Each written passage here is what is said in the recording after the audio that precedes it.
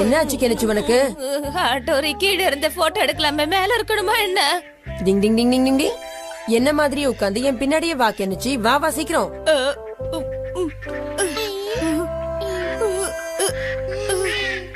ஆட்டோரி நீ சொன்னது உண்மைதான். இங்க இருந்து போட்டோ எடுத்தா சூப்பரா இருக்கும். ஆங்கிளும் டக்கரா இருக்கு. நான் நினைச்ச ஸ்னாப் மாட்டிக்கிச்சு.